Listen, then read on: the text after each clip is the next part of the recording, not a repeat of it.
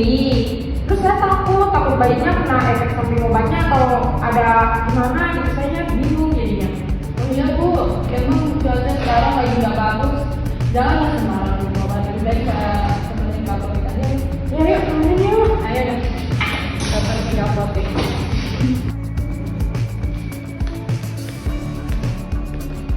Selamat datang Ibu, silakan duduk. Jadi apa yang bisa saya bantu? Jadi gini Bu Abubakar, saya kan sedang menyusui dan sekarang badan saya tuh kayak kurang fit gitu. Jadi saya bingung, bisa nggak ya saya minum obat? Minum obat itu tergantung obat itu kalau dia aman, tidak perlu menghentikan untuk menyusui. Tapi tetap harus konsultasi apapun obat yang harus dibeli ya. Wah, gitu ya Bu. Saya kira obat yang dijual bebas itu aman untuk dikonsumsi ibu menyusui. Ibu apoteker kalau harus minum obat, teman saya harus minum itu dulu.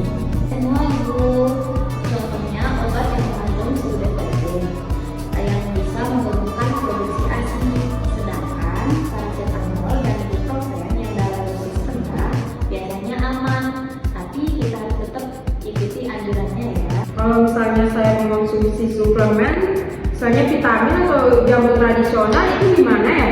Suplemen bisa membantu, terutama kalsium dan zat besi, tapi tetap harus kita cari tahu dulu keamanannya untuk ibu menyusui. Sedangkan jamu yang tanpa label BPOM sebaiknya kita hindari, karena itu masih belum jelas kandungannya. Ada yang bisa saya bantu lagi? Mungkin udah jelas ya Bu. Terima kasih informasinya ya Bu ya. Baik Ibu, terima kasih sudah datang ke pabrik kami. Faktor-faktor yang mempengaruhi produksi ASI ada dua. Yang pertama, faktor internal. Kondisi hormonal, prolaktin, oksitosin, frekuensi menyusui pembongsokan payudara. Stres dan emosional ibu. Stres dapat menghambat refleks oksitosin. Status gizi ibu. Kesehatan payudara, misal infeksi, masitis, abses, dan kucing lecet bisa menghambat. Yang kedua, faktor eksternal. Dukungan keluarga dan lingkungan, dukungan pasangan dan keluarga memperlancar proses menyusui. Kondisi bayi, refleks hisap yang baik sangat membantu. Kebijakan fasilitas kesehatan, inisiasi menyusui dini atau IMD dan rumitin di rumah sakit. Kebiasaan ibu, penggunaan DOT atau susu formula di awal bisa mengurangi produksi ASI. Kebudayaan dan mitos menyusui yang salah bisa mempengaruhi kepercayaan diri ibu. Hal-hal yang perlu diwaspadai oleh ibu menyusui. Yang pertama, masalah pada payudara. Puting lecet akibat pelekatan bayi yang kurang tepat. Masitis, infeksi payudara, gejala payudara nyeri, merah, demam. Payudara bengkak karena ASI tidak dikeluarkan secara teratur. Abses payudara, benjolan berisi nanah, butuh penanganan medis. Yang kedua, konsumsi obat dan makanan. Beberapa obat bisa masuk ke ASI dan berpengaruh ke bayi. Konsultasikan dulu sebelum minum obat. Hindari konsumsi alkohol, rokok, kafein berlebih, dan makanan yang dapat menyebabkan bayi kolik, seperti kubis, durian. Yang ketiga, kondisi bayi. Bayi kurang menyusu, berat badan tidak naik, tanpa lemas. Tanda alergi, ruam, muntah, diare setelah menyusu. Yang keempat, kondisi kesehatan ibu. Ibu dengan penyakit tertentu seperti HIV, TBC aktif, dan hepatitis B tanpa pengobatan. Perlu pertimbangan khusus dalam menyusui. Ibu stres dan kurang istirahat dapat mengganggu produksi ASI. Yang kelima, kebiasaan yang mengganggu menyusui. Penggunaan DOT dan enteng terlalu dini bisa mengganggu pelekatan dan produksi ASI. Jeda menyusui terlalu lama menyebabkan produksi ASI menurun.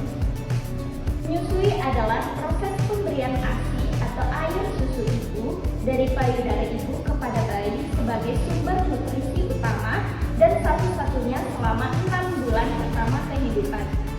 Bagi bayi, nutrisi sempurna untuk pertumbuhan dan perkembangan, meningkatkan kekebalan tubuh, mengandung antibodi, mencegah infeksi seperti diare, pneumonia, mengurangi resiko alergi, obesitas, dan diabetes tipe 2, meningkatkan ikatan emosional antara ibu dan bayi.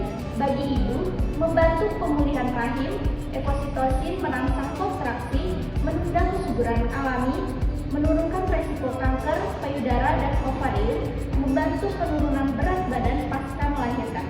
Nutrisi penting seperti protein untuk produksi ASI, sumber telur, susu, dan ikan, kalsium untuk tulang, susu, keju, dan brokoli, zat besi dan zinc untuk kekebalan dan energi, cairan minimal 2,5-3 liter per hari, vitamin A, B12, B, dan C sangat penting. Posisi menyusui yang benar. Kepala dan tubuh bayi sejajar, bayi menghadap ke payudara, mulut bayi menutup sebagian besar areola, dagu menyentuh payudara. Apa itu ASI eksklusif? ASI eksklusif adalah pemberian hanya air susu ibu tanpa tambahan makanan atau minuman lain, termasuk air putih selama 6 bulan pertama kehidupan bayi. Bayi hanya boleh mendapat ASI kecuali obat atau vitamin yang diresepkan oleh tenaga medis. Manfaat ASI eksklusif untuk bayi: 1. Meningkatkan sistem kekebalan tubuh. 2. Mendukung perkembangan otak. 3. Mendukung pertumbuhan optimal. 4. Cukup cairan meskipun tanpa air putih. 5. Menurunkan resiko alergi dan kronis. 6. Membantu perkembangan rahang dan otot mulut. Manfaat ASI eksklusif untuk ibu: 1. Membantu pemulihan pasca persalinan. 2. Membantu menurunkan berat badan. 3. Menunda kehamilan alami. 4. Mengurangi resiko pasca persalinan. 5. Menurunkan resiko kanker. 6. Lebih hemat dan praktis. Obat-obatan yang menyusui. Obat bisa masuk ke ASI melalui darah ibu, maka penting untuk dipertimbangkan.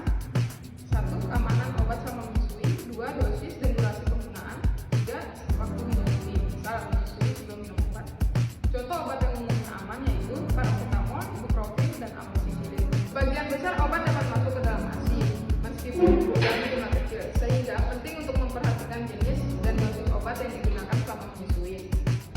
Obat dan suplemen yang umum seperti paracetamol, ibuprofen, antibiotik tertentu, serta vitamin dan mineral umumnya aman untuk ibu menyusui jika digunakan sesuai anjuran.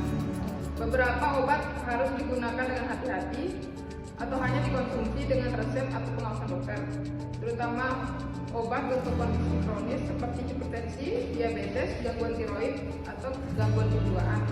Obat-obat tertentu benar-benar tidak dianjurkan saat menyusui. Pengaruh obat bagi ibu menyusui sangat penting untuk diperhatikan, karena sebagian obat yang dikonsumsi ibu bisa masuk ke dalam ASI dan kemudian dikonsumsi oleh bayi. Efeknya bisa bervariasi tergantung pada jenis obat, dosis, usia bayi, dan seberapa sering bayi menyusui. Resiko penggunaan obat saat menyusui adalah: 1. Obat dapat masuk ke ASI. Kemudian 2. Efek pada bayi. Ketiga, usia bayi berpengaruh. Obat yang umumnya aman saat menyusui. Nah Sobat Sehat, dari cuplikan video tersebut, penting bagi ibu menyusui untuk selalu berkonsultasi kepada apoteker ataupun tenaga kesehatan lainnya sebelum mengonsumsi obat ataupun suplemen. Kesehatan ibu adalah kunci kesehatan.